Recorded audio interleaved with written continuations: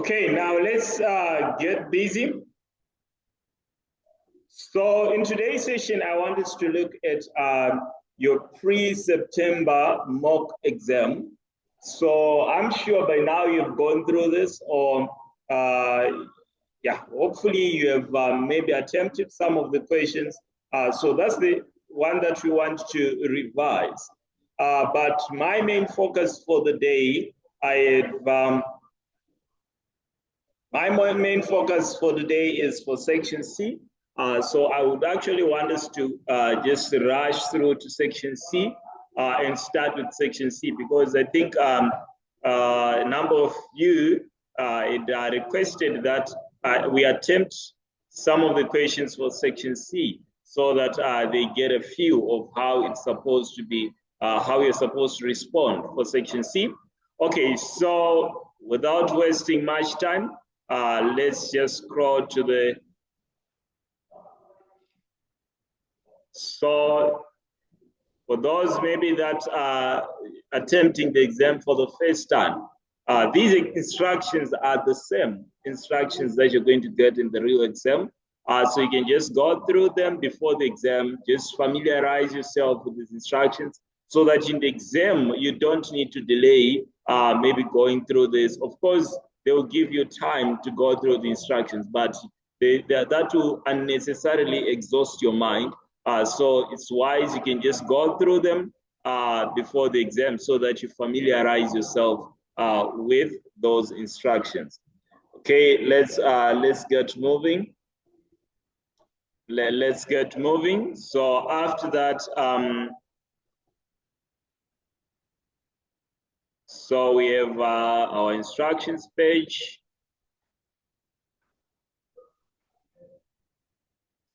So the exam structure, I'm sure again by now you're familiar with that through your practice. Hopefully you have been tirelessly practicing. So your exam is made up of section A, section B, and section C. So however, most of the practice questions, you realize they're section C questions, but your exam structure, you have section A, section B, and section C.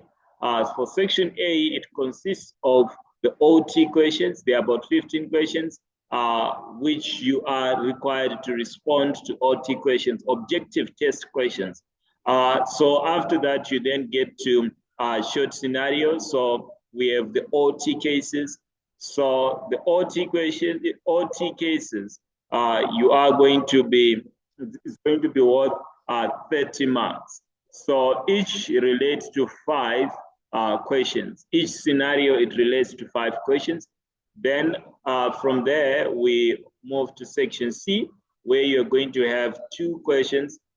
Mainly, it could be involving consolidation, ratios, published accounts. So they can be it can be anything really, but the key areas that they normally ask, we have cash flow, consolidated accounts, we have published accounts, we also have the ratios. So those areas, you need to polish them so that your knowledge, especially in those areas, is thorough, because section C will be carrying quite a lot of marks. So it's not an area where you can try your luck. It's an area where you need to know. So for section C, the 40 marks, you need to make sure you have thoroughly practiced for that section. Okay, so let's get moving. Let's get moving.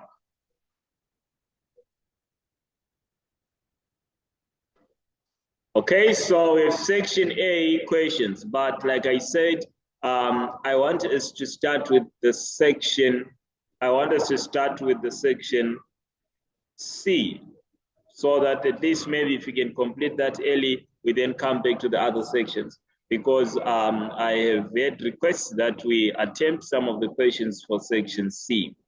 So let me check how many people have joined so far. Okay, I think since a lot of people have not yet joined, I might maybe as well just look at a few questions for section A while it's winding up time, allowing those maybe that are still on their way from work to arrive, so that at least if we attempt the questions for section C, all of us will be able to benefit. Okay, so for the meantime, let's look at some of the questions for section A. Indicate by clicking on the relevant boxes whether the following statements describing the advantages and disadvantages of IFRS accounting standards are correct. So remember, the IFRS accounting standards, these are the international accounting standards. These are the standards which govern how transactions are reported worldwide. So these standards are not applicable only in Zimbabwe. They can be applied anywhere. They are not, in fact, they are not designed locally, but we've adopted them. So the international accounting standards, the IFRS standards. So the question is saying which one is correct, and you need to indicate whether it's correct or incorrect. So the first statement is saying that the IFRS accounting standards improve comparability because they may be used by all because they must be used by all listed companies worldwide. Okay, of course, yes, they improve comparability, but the point that I don't agree with them is the must point, where they are saying they must be used.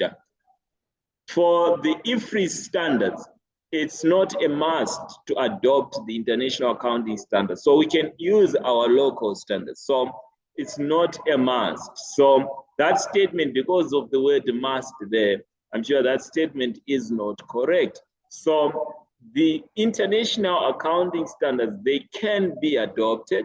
Yes, they increase comparability, but it's not a must that we are to follow this. So this statement, because of that, I'm going to render it incorrect. Let's move on to the second statement. IFRS accounting standards facilitate cross-border investments. So they've made it easy for you to invest in another company, in another country rather. Yes, I would agree with this because you can easily assess your investment potential in another country because we've been using the same standards. You can easily determine whether it's worth investing in another country because these standards are adopted worldwide. So as long as that country is adopting the same standard, it's easy for you as an investor to analyze the financial statements of the company because they will be using the same standards that we have adopted. So we'll be able to understand their financial statements, and even if we are to consolidate the accounts, it becomes easy to consolidate because we've been using the same standards. So I would take that statement as being correct, that it has facilitated cross-border investment. It has enabled investors from different countries to invest. It has enabled investors to invest in different countries because they will be using the same standards. They would understand the financial statements that have been prepared, even if they have not been prepared in their local country. Then also, IFRS accounting standards are suitable for reporting entities of any size and type. Any size and type, the any there, again, makes it wrong. So always watch out for these terms, especially the theoretical questions. They're very tricky. For any, the moment they say any, it becomes wrong. Yes, these are IFRS accounting standards, they are suitable, but not for any. They are normally for large entities. So the accounting standards, the IFRS accounting standards are suitable if we are looking at an environment where we are dealing with large firms.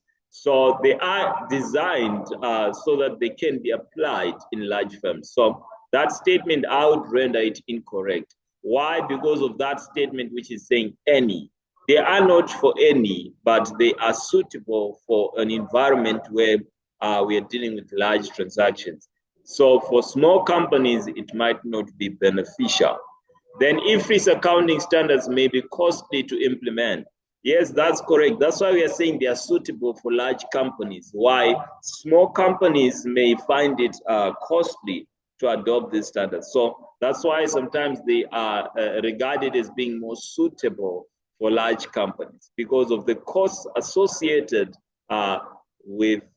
because of the costs associated. So they are mainly suitable. They are mainly suitable if we are looking at large companies because of the costs associated.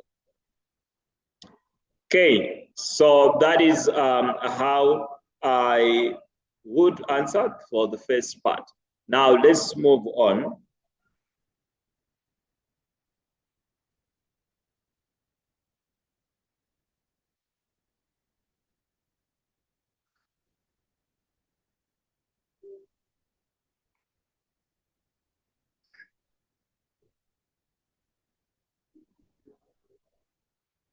Okay, so let's move on. So the next question is saying, the IASB follows a standard setting process. The IASB follows a standard setting process when developing new standards. What is the correct order of this standard? So remember, we have the IFRS Foundation, which is the board that oversees the accounting, the IFRS accounting standards. So this board, it has different branches. We have the IASB responsible for setting the international accounting standards. Besides the IASB, we also have the interpretations committee that helps the members of the public and the companies that would want to understand what the standards that have been developed are saying. So once a standard has been issued, we might find challenges in understanding it. So the interpretations committee can help us interpret the standard. Then the advisory council also is there. This is a board or branch that is mainly responsible for giving advice to the IASB on the standards that needs to be developed. So if we need new standards, they can also give advice to the IASB on where changes needs to be implemented. So we have the advisory council, we have the IASB that set the standards, we have the interpretations committee. So now the question is focusing on the IASB, that is the standard setting board. So the question is looking for the steps that we undergo through when the standards are being set. So the first thing is to conduct a research. So do we have that? So we conduct a research where we identify where the standards need to be, where we identify where the standard needs to be adjusted or what needs to be improved.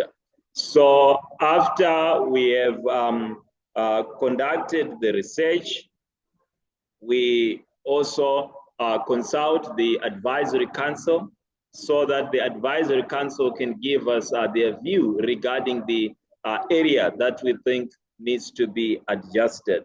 So we discuss with the advisory council about the area that we propose it must be adjusted. Then after we have discussed with the advisory council, then we are going to issue a discussion paper. We issue a discussion paper. So a discussion paper, this one is going to be published, showing the issues. It's actually going to be showing the proposals, what we are proposing on the new standard. What do we think needs to be done? So we are going to issue a discussion paper for the public to also get to know about what we are thinking, because the standard is not only for the IFRS Foundation, it's going to be affecting a wider pool of people. So after we have, after the discussion paper has been issued out, letting people know of the proposal and hearing their views. Then we come up with the exposure draft. The exposure draft is based on the reviews or based on the responses from the discussion paper. So after we have prepared the exposure draft, then the last thing we review. So conduct a post-implementation review. So we want to see whether the standard we have developed is indeed working. So I would say this one, from the steps we are given, I would give this one 1. I would take this one as 2. I would take this one as 3. And the last one, this one is 4. So I would put those as the steps we would follow. So the first thing is we discuss with the advisory council what we propose to be the changes. Then after we have come to an agreement, we then come up with a discussion paper for the public to review and give their opinion. Then we come up with an exposure draft. That's drafting what, from now gathering what the public has said and what we had in mind, we come up with a draft. Then after we have drafted, the next thing from the points we are given was the next thing, the standard is going to be issued. Then we conduct a post-implementation review of that standard. Now let's move on. Which 2 of the following criteria must be met for an asset to be recognized in the financial statements according to the conceptual framework? So according to the conceptual framework, what must be met for us to, what must be met for an asset to be recognized? So recognition of the asset. Also, maybe before we proceed, for those maybe that are sitting for the exam for the first time, if you see these boxes, the boxes indicate its multiple answers. So if there are those small circles, it's a single, we need one answer, but the boxes is multiple answers. Okay, so the question, however, is indicated, we need 2 answers. So which of the following criteria must be met for an asset to be recognized in the statement of financial, in the financial statements according to the conceptual framework for financial reporting? So what must be met? So what must be met here? Recognition of the asset provide verifiable information. Recognition of the asset provide relevant information. The cost of the asset is capable of reliable measurement. Recognition of the asset provides users with faithful representation. So looking at the characteristics of good financial statements, according to the conceptual framework, if you're looking at the characteristics of good information, it must be relevant, it must be faithfully represented. So I would take those 2, relevance and faithful representation. So for us to recognize the asset, according to the conceptual framework, it must have the fundamental characteristics. That is, it must be relevant and it must be faithfully represented. So I think now others have joined. So now we can jump to section C. We can now move to the section that we wanted.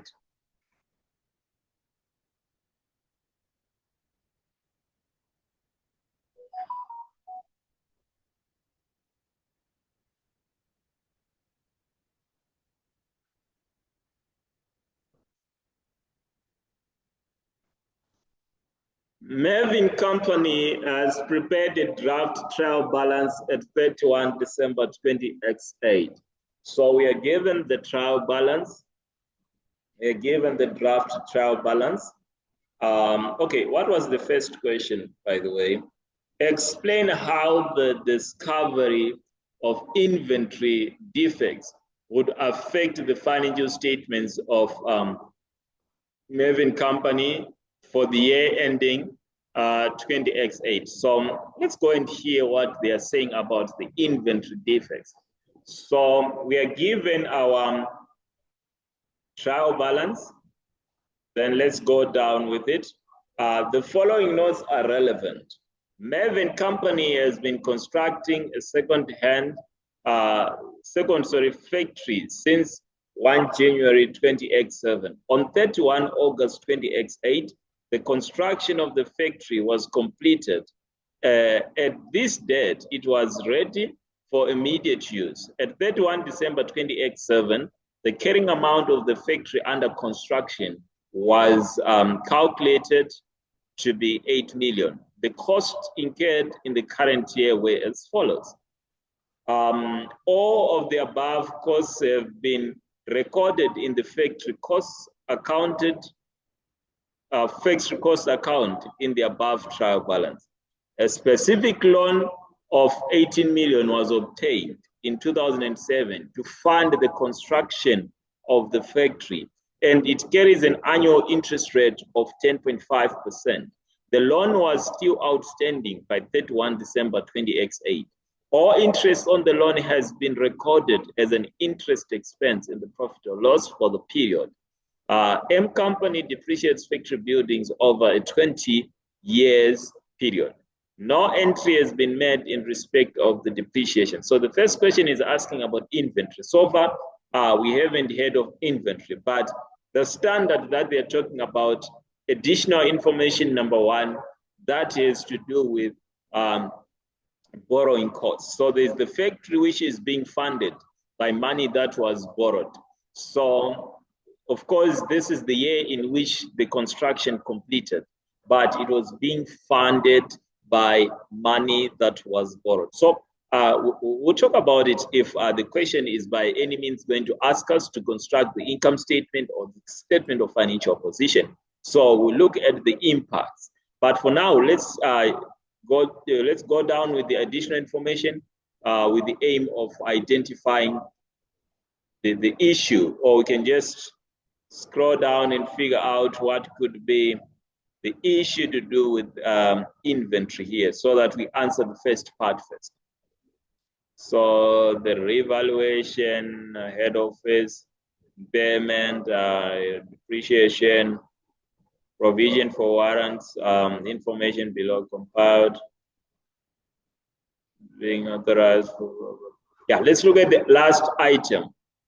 In February 20x9, prior to the financial statements being authorized for issue, Mervin Company determined that some of the inventory produced in December 20x had manufacturing defaults.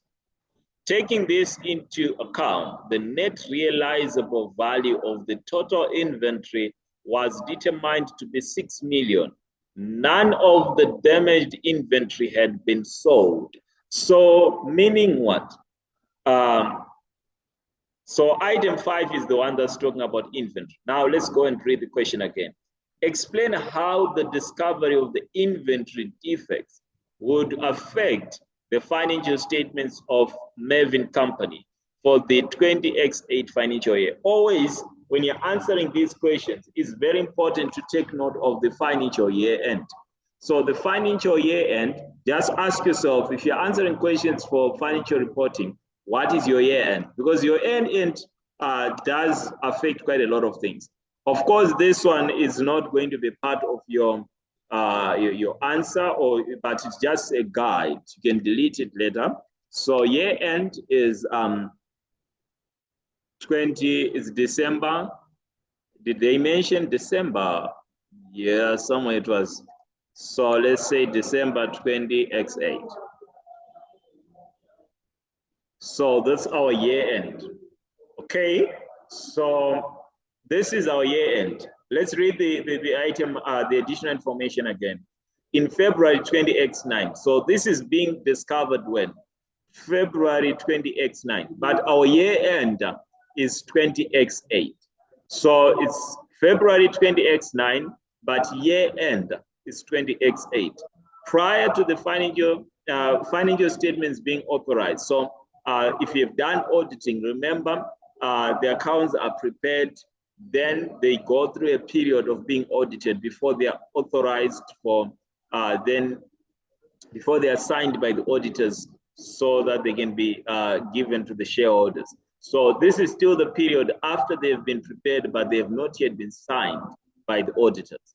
So in this period, this is where we find, or this is where IAS 10 comes into play.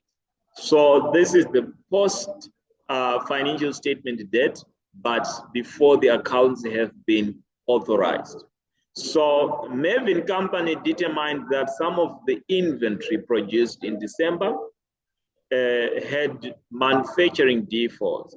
Taking this into account, the net realizable value of the inventory at 31 December 20X was determined to be 6 million. None of the damaged inventory had been sold.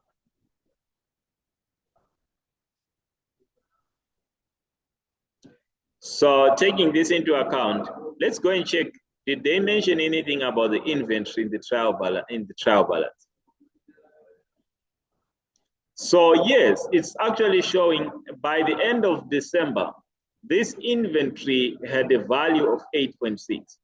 But in February, we found out that the inventory had defaults and the net realizable value is actually lower. So now I think with that information, we can be able to answer the question for 3 marks. Explain how the discovery of the inventory defects would affect the financial statements of M Company. So we can say the inventory defect is being identified after the financial year end.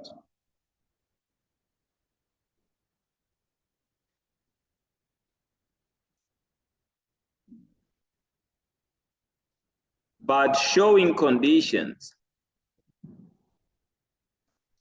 because these defects are not occurring now. It means by the year end, these were present, showing conditions that they existed at the financial statement date.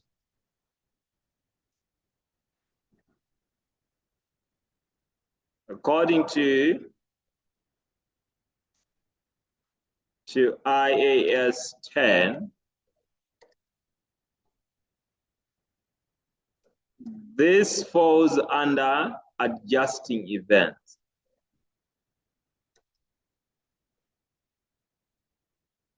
Or we can say the inventory is an adjusting event. The inventory is an adjusting event.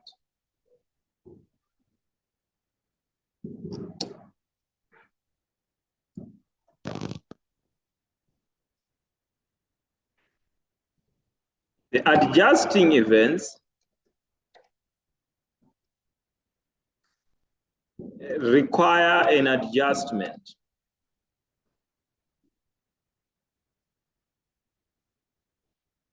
in the prior year financial statement.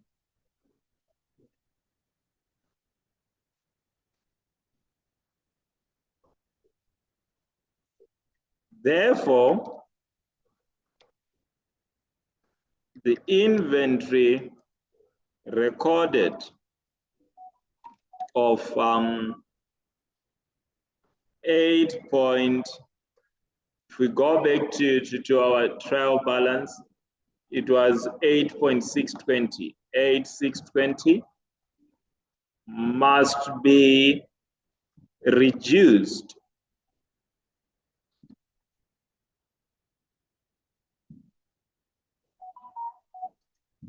is a million, must be reduced to the 6 million.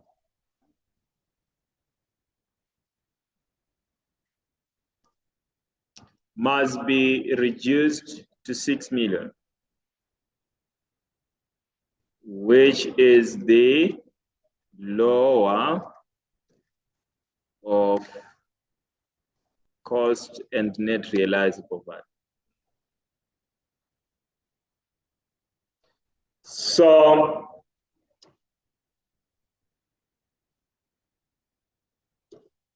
let's move on. So the question was asking, how should this be treated? So from my understanding, they wanted us to apply IAS 10, that defects in inventory, these ones are adjusting events.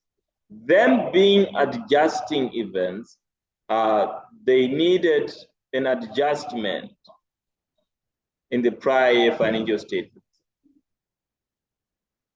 They needed an adjustment in the prior financial statement. Now let's move to the next question.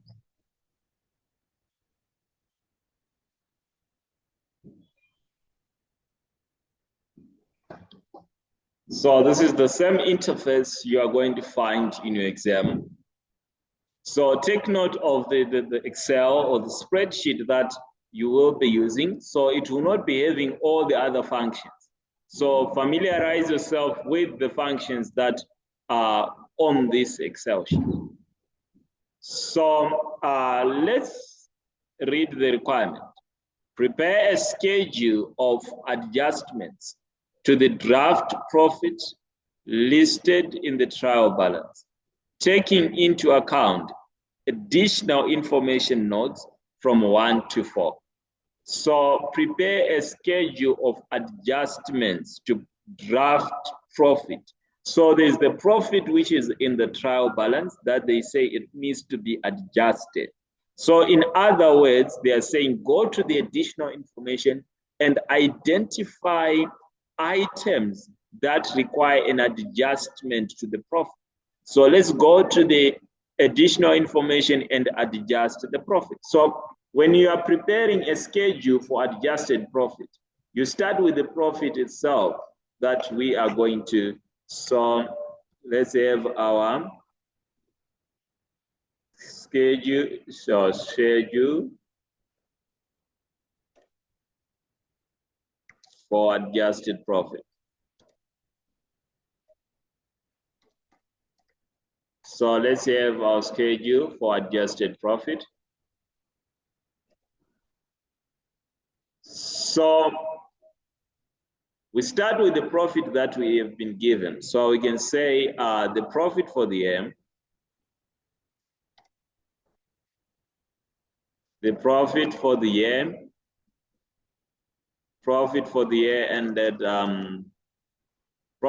year ended 31 December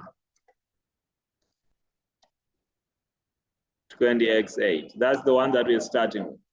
So the profit for the year ended 31 December 20x8 is given as, again, they've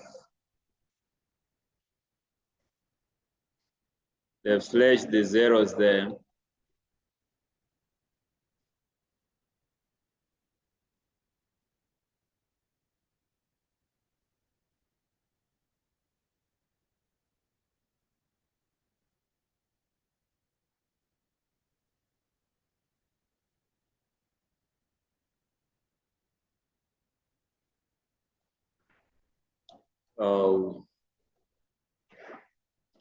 Okay, so the first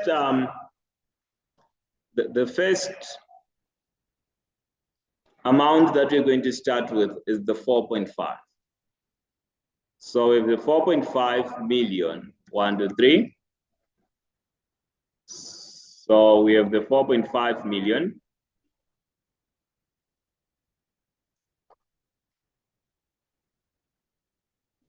So the 4.5 million. Then let's consider the changes that are taking place that affect the profit. Let's go to the additional information.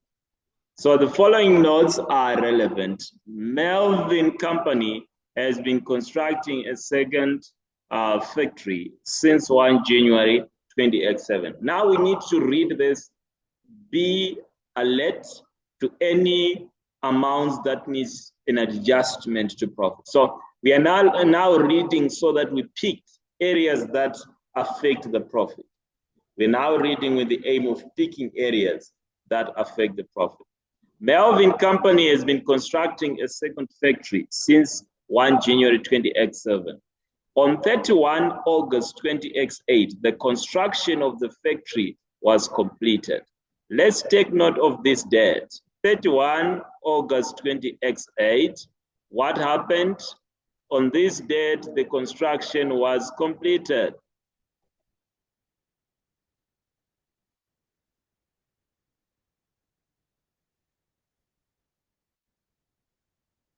So we are told 31 August 20X8.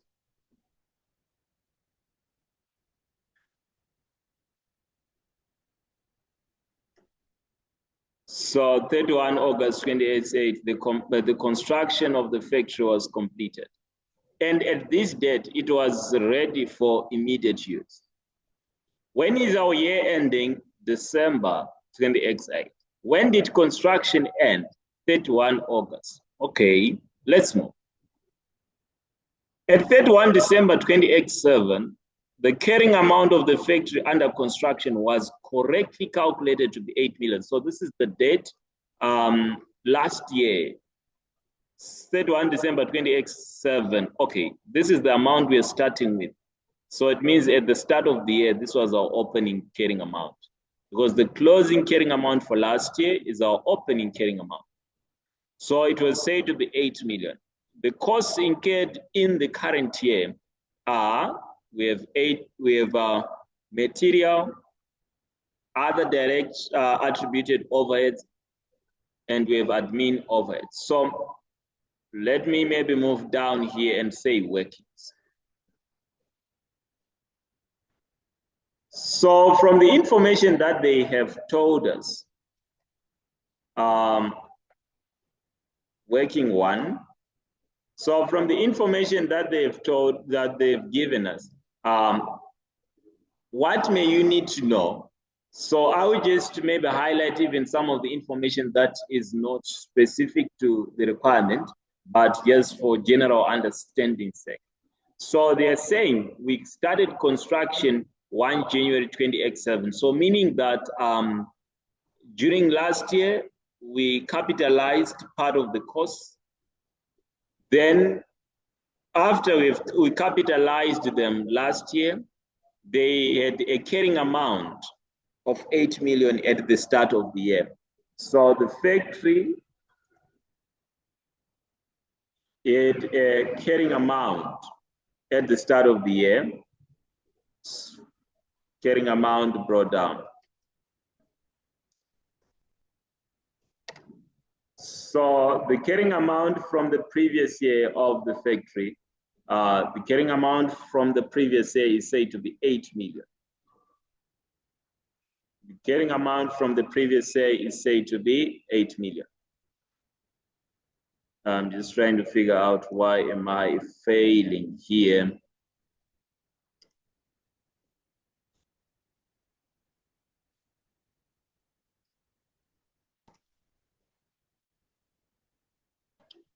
Okay, so the factory, we are told the carrying amount was 8 million.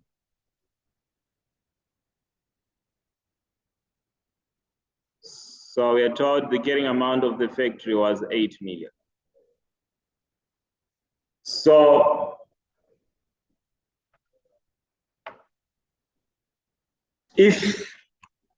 remember, if we are incurring costs, there are costs that are revenue in nature and there are costs that are capital in nature. So for the costs that we have incurred this year, if the costs are of a capital nature, they are going to increase the value of the factory. Of course, last year, remember, if we are to incur cost, capital cost this year, if there are additional costs of a capital nature, they increase the cost of that asset. So at the start of the year, we had incurred costs of 8 million, but we incurred additional costs. This was still under construction. So the additional costs of a capital nature, we have material and labor for construction. These ones, they are part of cost. They increase the cost. So material, labor, and subcontractors. These ones, they are increasing the cost. They are increasing the cost. Why? Because they add value to the factory. So when we add more material, adding more labor, these are cost of capital costs. They are adding value to the factory. Other direct costs also attributed to the construction of the factory. They are capital costs. Other direct costs. Other direct costs of the factory. So other direct costs, they are also part of the cost of, they are also part of the cost of the factory. But admin overheads, if we incur admin overheads are not part of the factory costs. Admin overheads, they are not part of the construction costs. They are not adding value. So for the admin overheads, how should we deal with the admin overheads? So for the admin overheads, we are not going to include them as part of the cost of the factory. So from the additional costs there, it means that we are going to add 15,000 so far. On the additional costs, we are going to have, we are going to add 5,000 and 2,000. Let's continue with the question.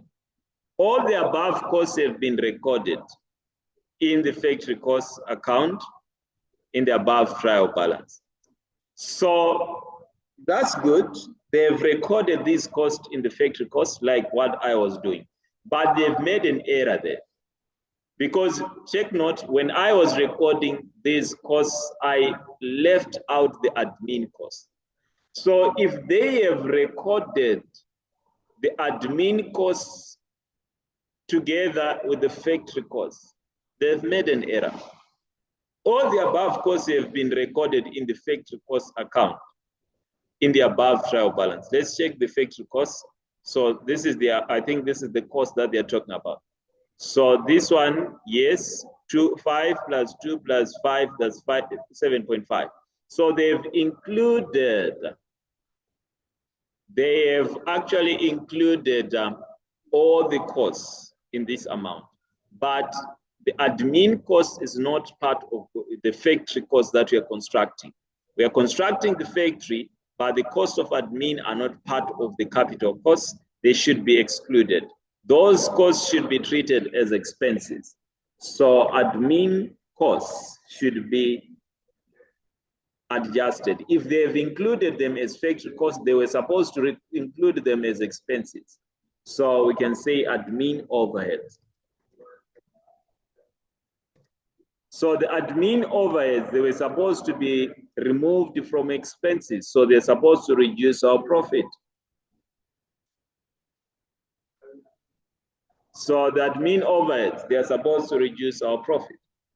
So that's one area there where an adjustment is needed.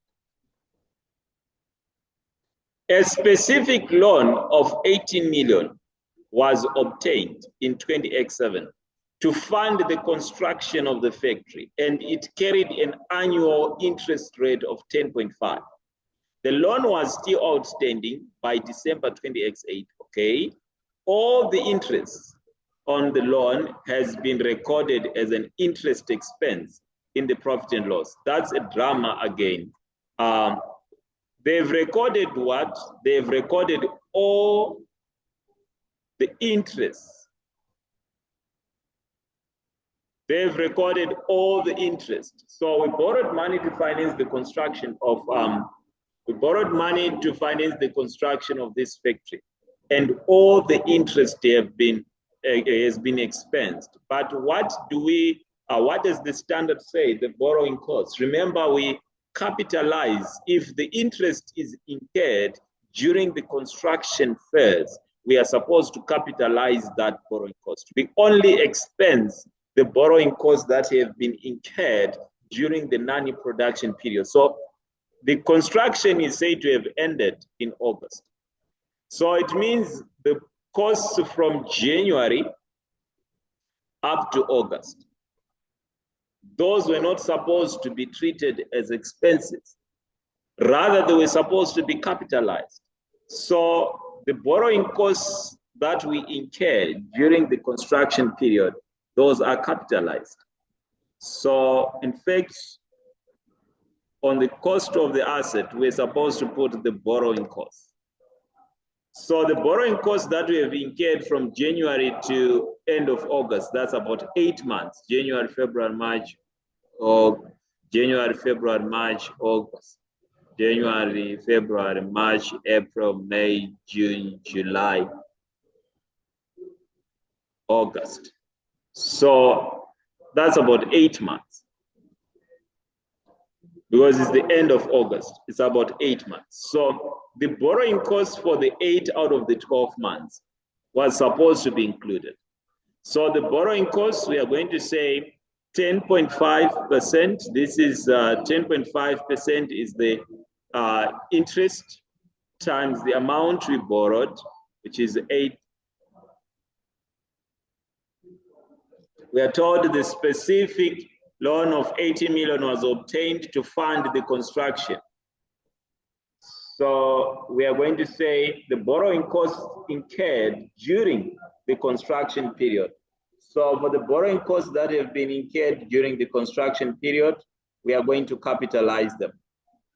So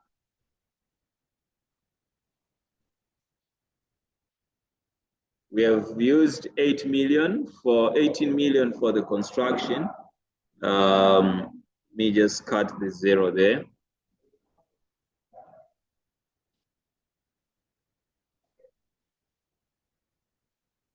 So we got 18 million times the borrowing cost, 10.5% times 8 over 12. So this 1260 was not supposed to be expensed. Rather, it was supposed to be treated as a capital cost. The borrowing costs incurred during the construction period, it's capitalized. So what then are we supposed to do? We are supposed to add it back because it has been removed from profit as an expense. So the borrowing costs incurred during construction, we have to adjust for that because all of the borrowing costs has been expensed, but the borrowing costs that we incurred during construction is not supposed to be expensed. So the borrowing costs during construction that we have calculated, that's 1260,123.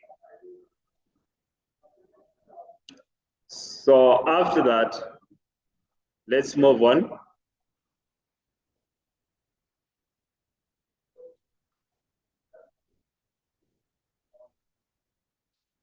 So now let's move on. Melvin Company depreciates factory buildings over 20 years. No entry has been made in respect of the depreciation of the factory in the year ended 31 December 20X8. Again, that's an issue.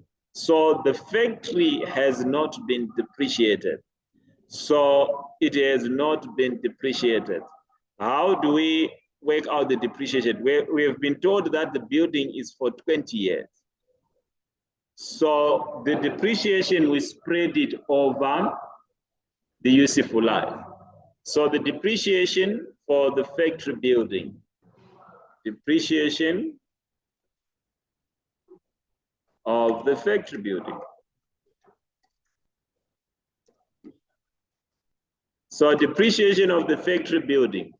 So for the depreciation of the factory building, the factory building so far, we have calculated and said the total costs that are supposed to be part of the costs, we take the opening balance, then we add the additional costs.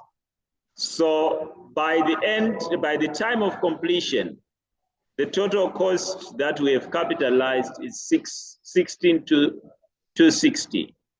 So the 16,260 is the cost. The 16,260 is the cost. we have to spread this over the useful life of 20 years. But this will give us the depreciation for the year. But we start depreciating it. From the date, the construction. So we are going to depreciate it from the date the construction ended. So the construction ended when? Because it doesn't start depreciating Saturdays at the construction. The construction ended in August. So you depreciate from September, October, November, December.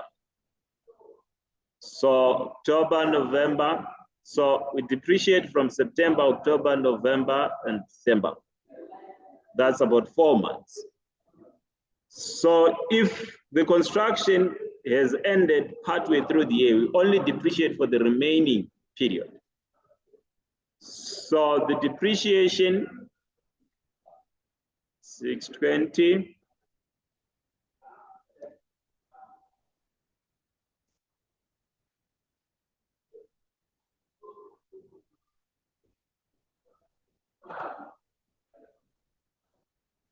Oh, by the way, there were zeros there.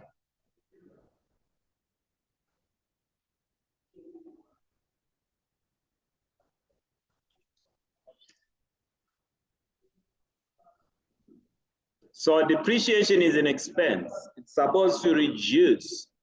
Depreciation is an expense. It's supposed to reduce our profit. So for the adjustment, the depreciation, we are supposed to subtract. By the way, the borrowing costs here, the adjustment is we are supposed to add them. Why are we adding them? They had been subtracted, but they are not supposed to be. Subtracted. The borrowing costs you're supposed to add them. They had subtracted them, but they are capitalized. So those borrowing costs, we are supposed to capitalize them. So instead of subtracting, we're supposed to add them. Because now we want to revise the profit. We want to come up with the revised profit. So now let's move on to the next item, number 2. The revaluation reserve relates to Melvin Company's head office. At 1 December 20X8, it was discovered that the head office had been damaged due to a storm, resulting in an impairment loss of 2 million. This has been included in the calculation of profit before tax and is reflected in the carrying amount of property, plant, and equipment. Depreciation on the head office has been calculated and recorded correctly, so no issue regarding depreciation. Melvin Company does not make a transfer from revaluation surplus to retained earnings in relation to revalued assets. The revaluation reserve relates to Melvin Company's head office. Let's go and check. So there's revaluation reserve of 1.6. So revaluation reserve of 1.6, and they're saying that it was discovered that the head office had been damaged due to the storm, resulting in an impairment loss of 2 million. So when we did impairment, how do you treat impairment loss? Firstly, the impairment loss is first of all used to reduce revaluation gain. So if the asset had any revaluation gain, you first of all allocate the impairment to revaluation gain. Then the excess is what we charge to profit and loss. So it seems in this case that this has been included in the profit and loss. So they've included the whole of the 2 million in the profit and loss. But this asset that has been impaired, previously it had revaluation gain of 1.6. So before you allocate the impairment loss to income statement, you first of all, if there is revaluation gain, you have to first consume that revaluation gain. So it's supposed to first of all take away the impairment loss from the revaluation gain, then the excess will remove it from profit and loss. So they have just taken the whole amount from profit and loss, the 2 million impairment loss. So meaning that they have to add back. They have to add back.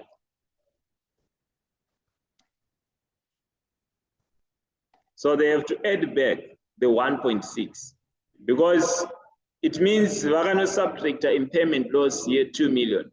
But why is a fan of subtract 2 million? Why fan of visa the revaluation gain here 1.6? The excess is what they would remove from profit and loss.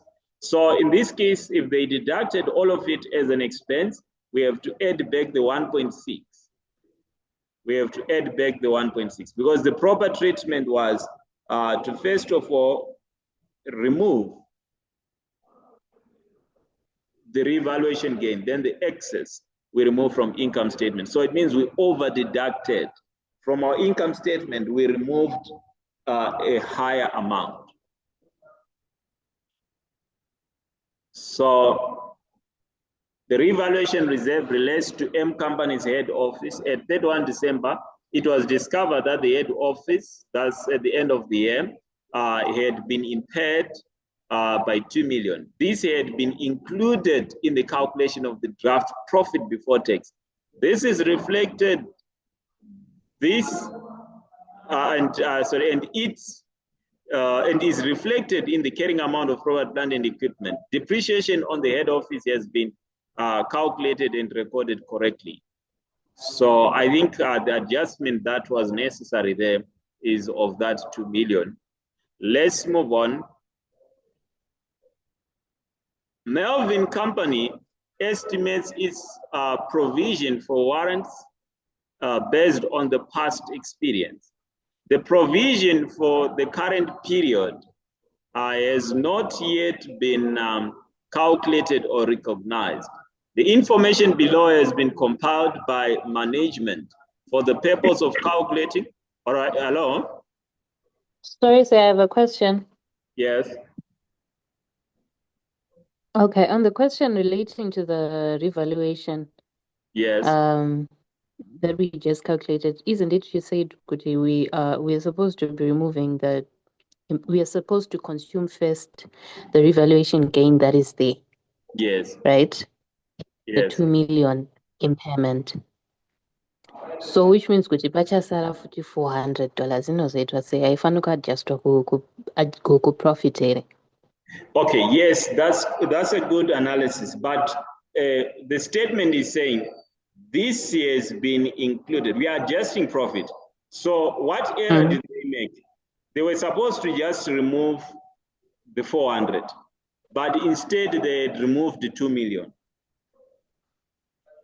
Okay, so you went to adjust the difference. Yes, I went to adjust the amount they over deducted. So it means they've already deducted, but they'd over deducted. So the 4 million from the opening balance, they'd already deducted, but they've over deducted.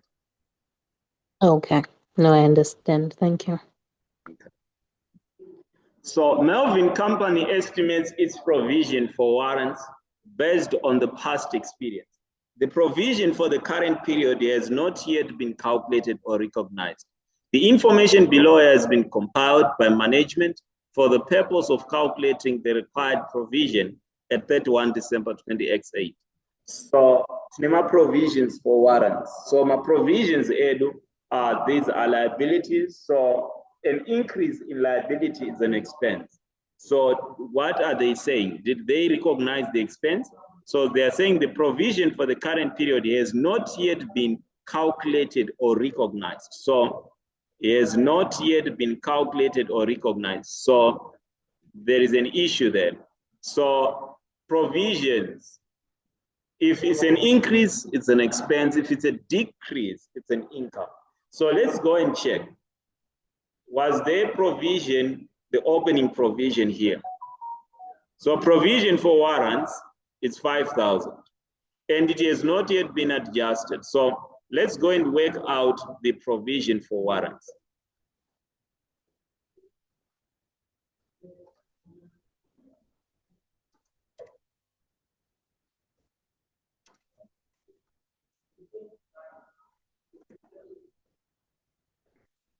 So the opening provision has been given. Opening provision is 5 million.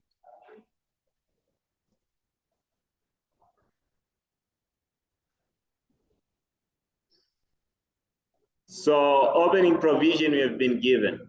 So it's an issue now of calculating the closing provision so that we determine whether there is a gain or a loss, or there is an increase or a decrease, sorry. So they are saying they are selling two products. Product A, 25,000 units, and probability of defect is 5%. And the estimated cost is $32. So firstly, we are saying, so from the 25,000, 15% is estimated to be having defects. Then we then say times the cost is $32 if there are defects, plus product B 1.1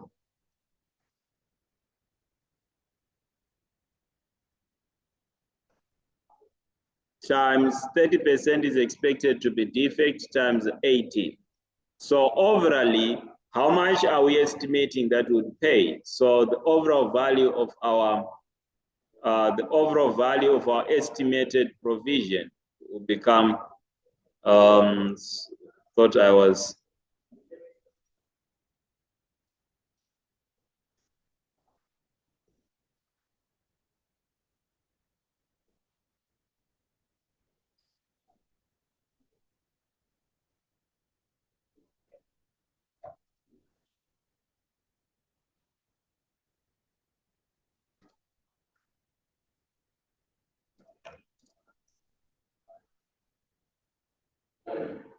oh, by the way, this figure I had not slashed the zeros. So let me add 1, 2, 3 there. So it means the opening provision, it was 5 million. But now the closing provision is now 6 million. And 6 million and 60,000. So there's an increase in provision. So the increase in provision is an expense. How much is our expense?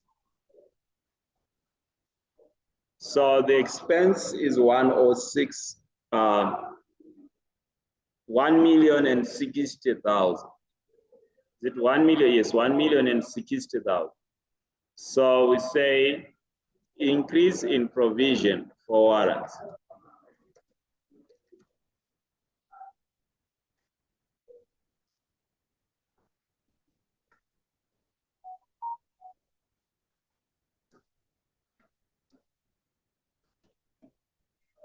So increase in provision for warrants.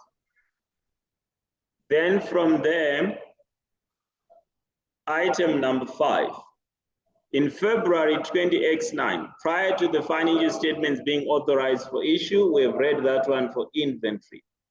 So we said this one is an adjusting event. So it means we have to reduce the value of inventory. And what's the effect of reducing the value of inventory? If we reduce closing inventory, it reduces profit. Closing inventory and profit, they work together. So if we are to adjust the value of closing inventory, automatically we have also to adjust profit. So we can say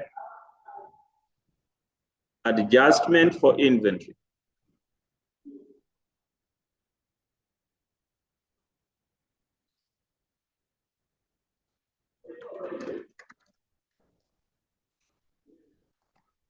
So the adjustment for inventory, it was, so we have to reduce our profit by how much?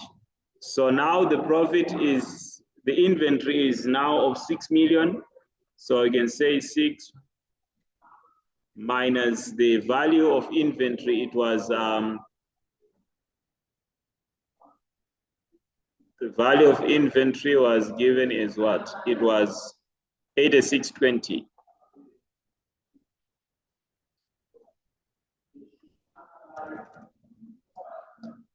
So that was the last additional information. That was the last additional information. So my adjusted profit then would be, the adjusted profit then would be, we sum that up.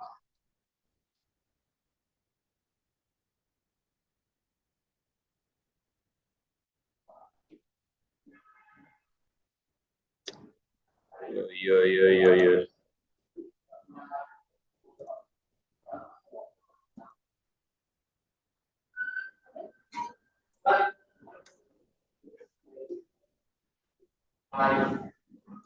Sorry, my mouse is acting up.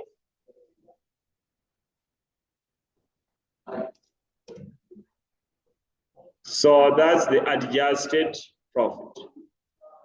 So that would be the adjusted profit. Now let's move on to the next question. So that's the schedule for the adjusted profit. Prepare the statement of financial position of M company. Prepare the statement of financial position, which can also be called the balance sheet. So we need the statement of financial position or the balance sheet. The statement of financial position or the balance sheet. So for the statement of financial position, this one is just the basic statement of financial position that we are used to. Remember, what we start with is the property, plant, and equipment.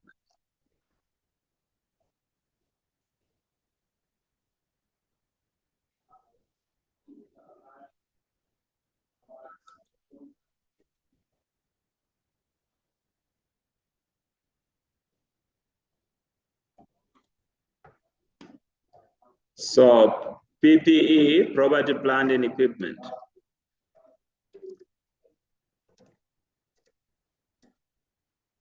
Property, plant, and equipment. So for the property, plant, and equipment, maybe let's have working one here. Working one, property, plant, and equipment.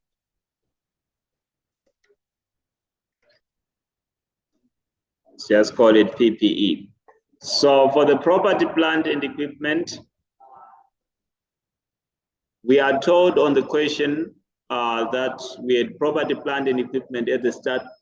We have property, plant, and equipment of 36,000. So PPE,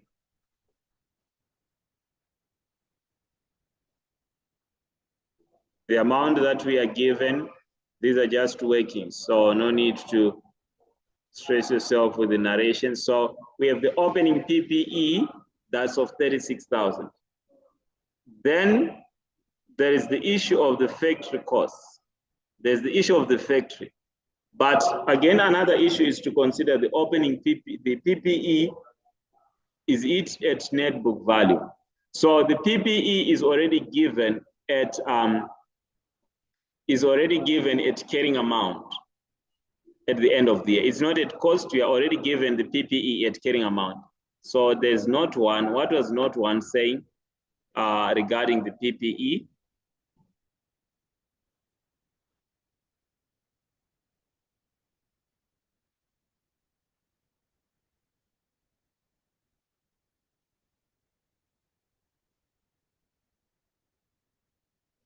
Okay, so since the PPE is at carrying amount, we don't need to adjust there. Let's look at the factory. So if it was maybe at cost, we would need to reduce the depreciation, or if we were given the value at the start of the year, we would need to account for depreciation, but they've already given us the value at the end of the year, and we are not given anything about the depreciation of the PPE. So I would assume that we are not adjusting anything regarding the PPE. Then we have the factory, which has just been constructed. So for the factory, For the factory, what are we taking? So for the factory, we take the cost which we have produced, but I calculate our income statement. I think for that working, it was 1620. So that amount, here the calculator, 1620. 1620. Then we remove the depreciation. So let's just maybe go back to that to question 1, to the previous question.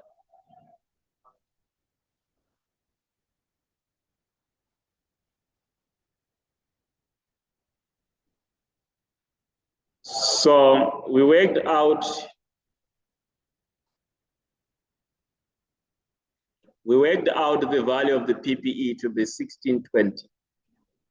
The new factory, 1620, 16 is 16 to 60.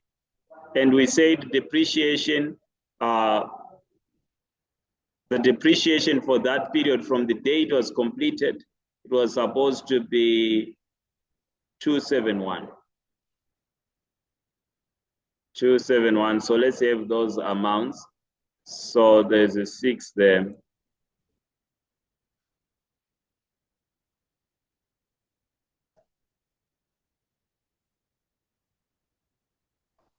Minus 271,000.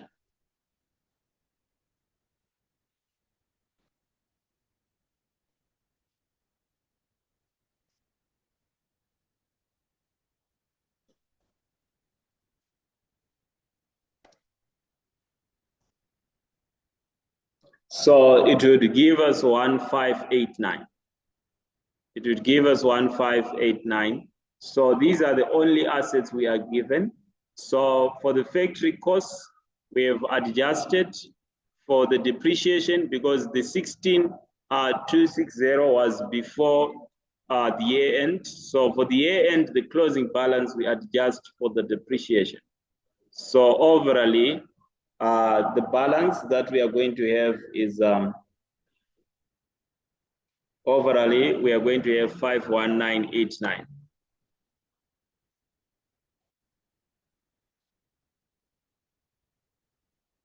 Okay, let's move on.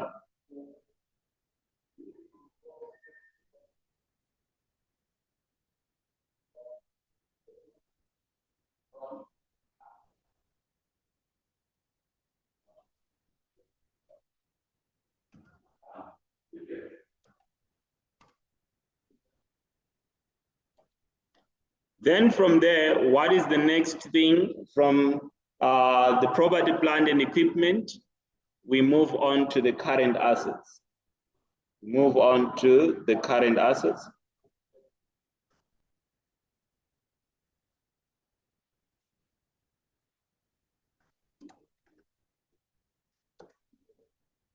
So for our current assets,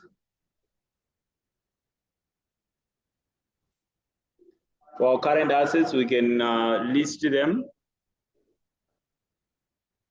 So for our current assets, we have inventory. So for inventory, on the question, we were given the closing inventory of 8620, and we had to reduce that to 6 million. By the way, we reduced this inventory by how much? Or we just take the closing amount, the 6 million, because the inventory was said to be now 6 million.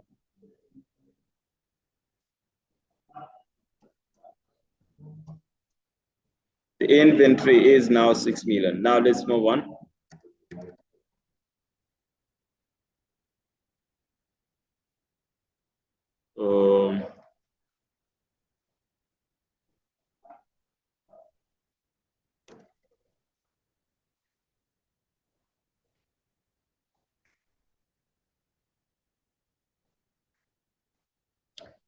So after the inventory, the next thing is to put the receivables. So we have the trade receivables.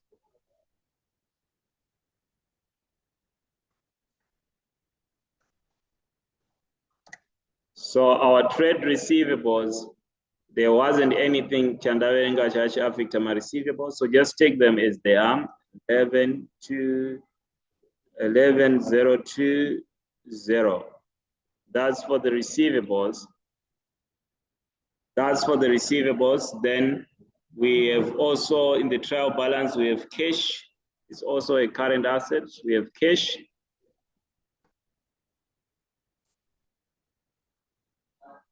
So we have cash of how much? 33,030. We have cash of 33,030.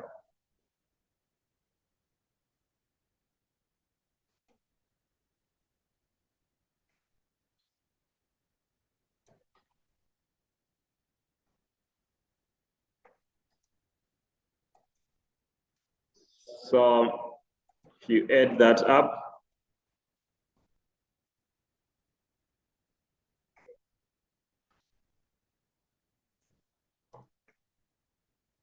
so we move on, financed by.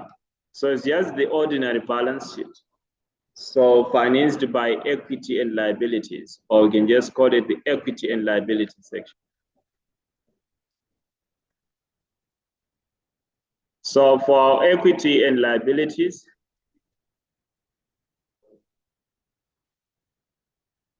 we have the share capital. We are given the share capital of 10,000.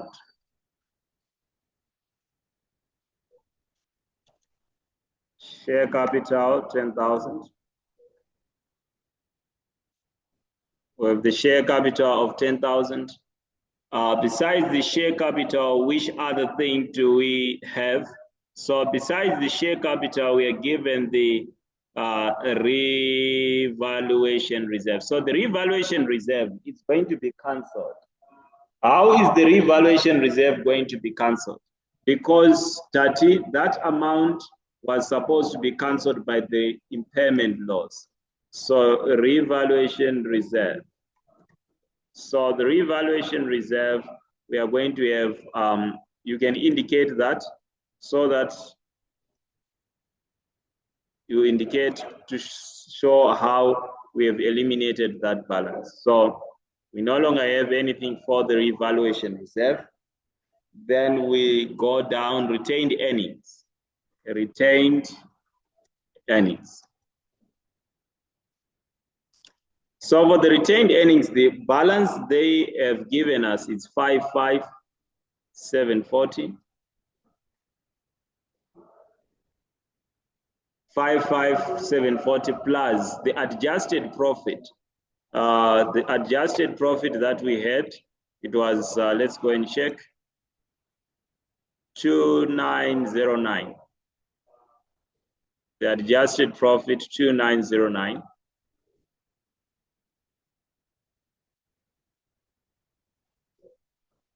As the adjusted profit, 2,909. What else affects profit? So we have accounted for adjusted profit.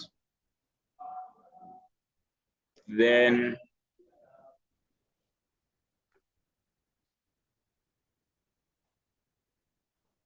I think since we have taken the amount that we have adjusted, is there anything else that can affect profit?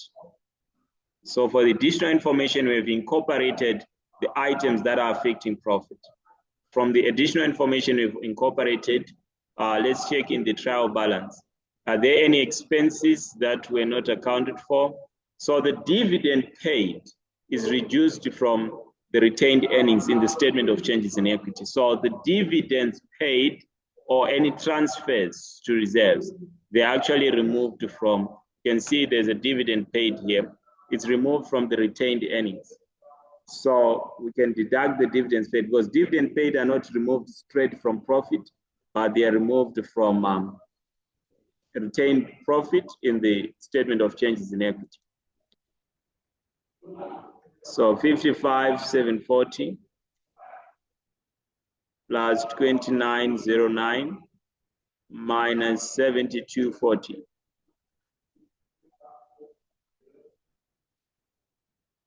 So We are done with the reserves. You can check their normal reserves there. Let me just drag this below a bit.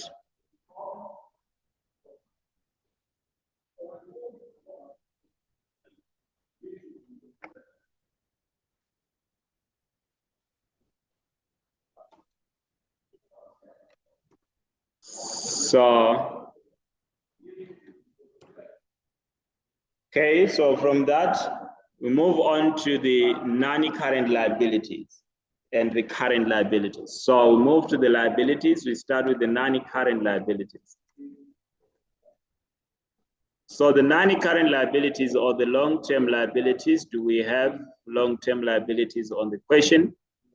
So our long-term liabilities, we have a loan there. We have a loan of 19,890.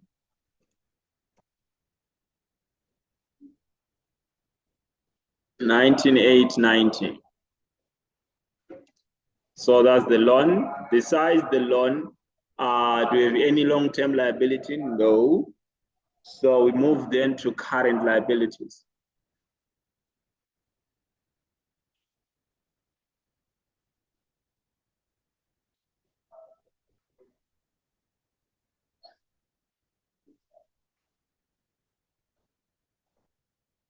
So we have the current liabilities. So for the current liabilities, we have the trade payables, the easy one. So for the trade payables, we're given that as 3,880. With our trade payables, I think there wasn't any amount affecting trade payables. Then besides the trade payables, the warrants, let's remember the warrants, the provision for warrants. The current year provision is a liability, the provision. So we've looked at the increase, the provision for warrant. The current year provision, which we calculated, I think, Patazo Swaga, the increase, we had calculated the current year provision for warrants. The 606, 60, that's 60.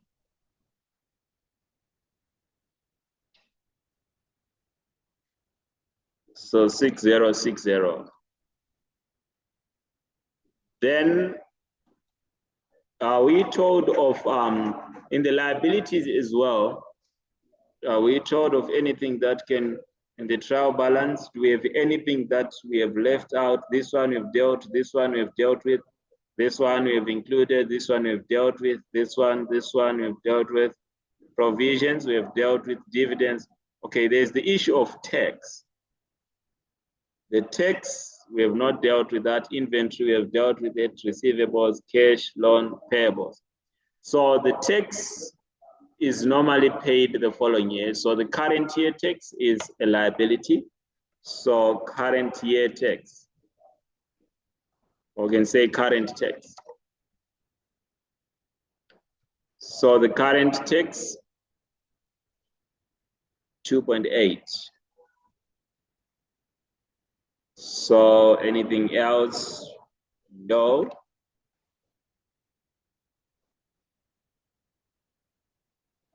Let's add that up. So from here, in fact, this plus that, plus that, plus that, plus that.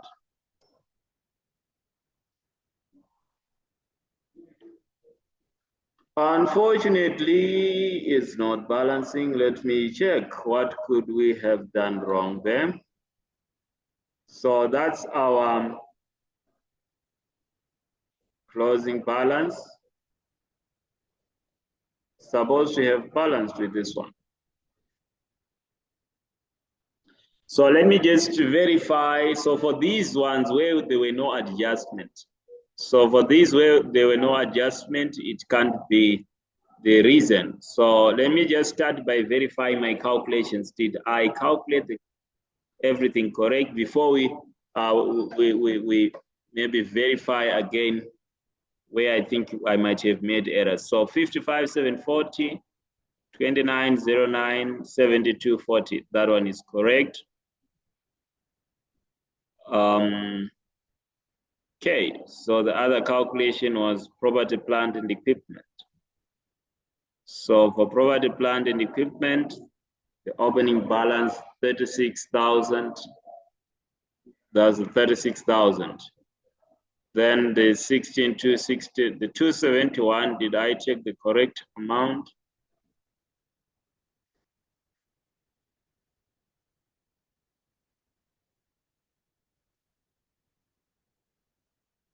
Yeah, that's 271. 16260.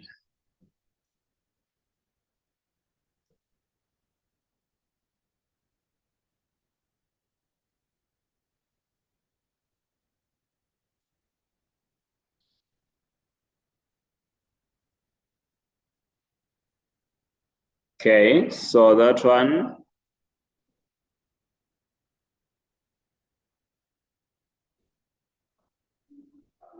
So meaning I could have made an error somewhere back here. Okay, so we are done with this question. We are done with this one. So just to make sure we have been going through the right track, let's check. Let's go to their answers so that we verify what happened there.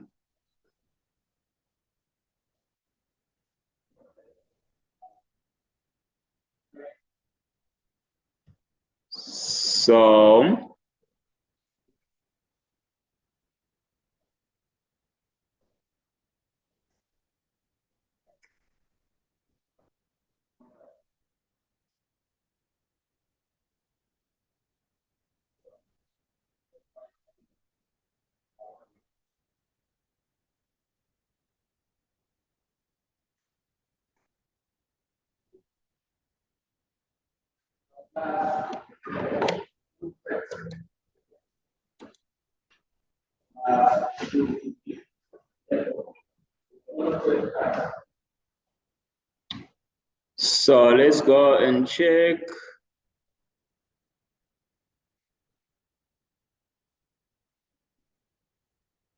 So let's start from we had completed number one. Number one, we had done it, it's correct.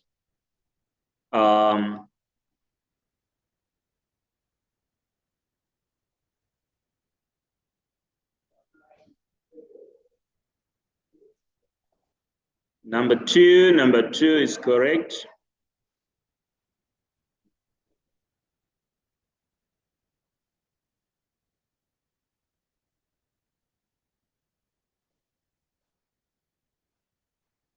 Number three is correct. I think we had gone up to number three.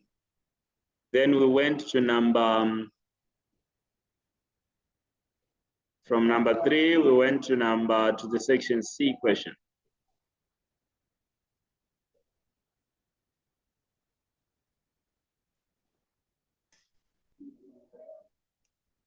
So if you're checking the answers for section C, okay, this is what we wrote. Let's check what they are suggesting. Same for answers. So for the first question, events after the reporting period are events both favorable and unfavorable that occur between the reporting date and the date which the financial statement are authorized. There are two types of events. So of course, our answer wasn't exact, but we were in the right direction to note that the question is about the adjusting events.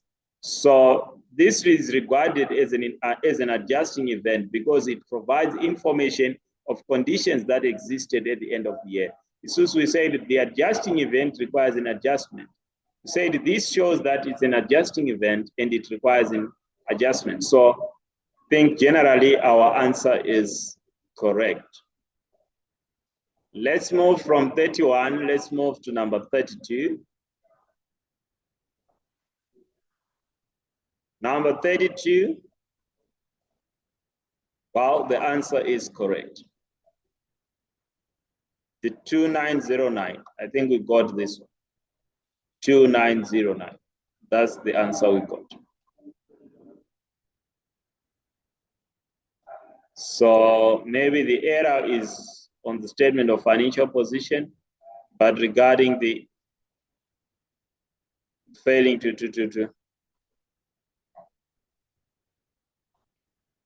okay, let's do this here.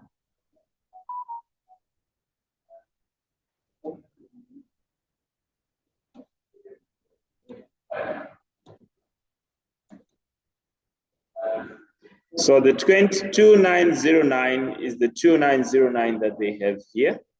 So for the regarding the income statement, I think the adjustments we made were in agreement. So maybe the difference is on the statement of financial position. So let's check the statement of financial position.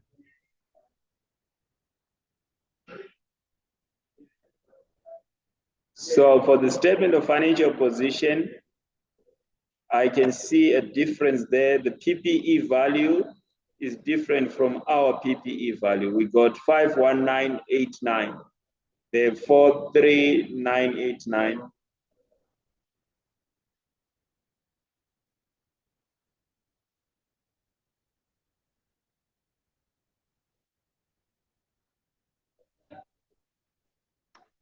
Current assets, the current assets, 6 million, yes. 11 to 20 years, 33. I think the error was as a result of the PPE here. So the PPE, what did they do? They said 36,000. We have included 36,000 in our calculation, and they have added 5, they've added 2,000. So it means they did not include the 8. They did not include the 8 million. Okay, what was the question, by the way, say? So if you want to go back to the question, you can come here.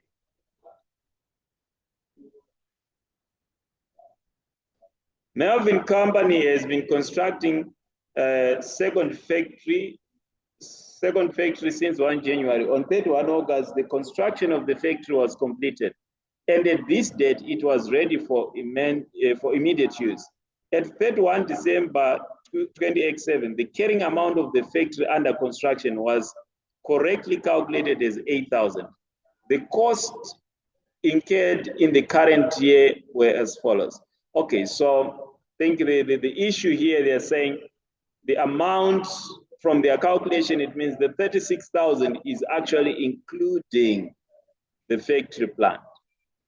So I had added this 8,000, so it means the 8,000 is actually included in the 36,000. So let's go to our calculation. If we remove 8,000 and see if, let's go and remove 8,000. So can you subtract from our answer, can you subtract from the 51989, let's subtract 8,000. So from this figure, hello, is anyone there? Can you subtract 8,000? Or can we find the difference? What's the difference here? 94039 and 102039. What's the difference?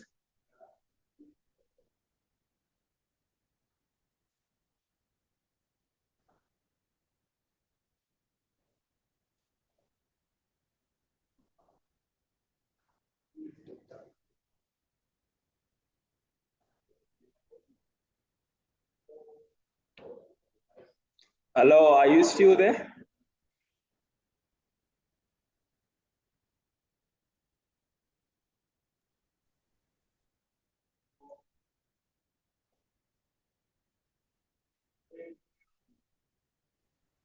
Can you come again, sir?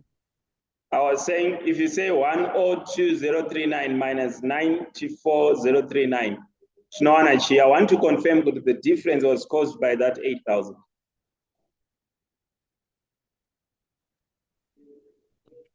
Yes, it's 8,000, the difference.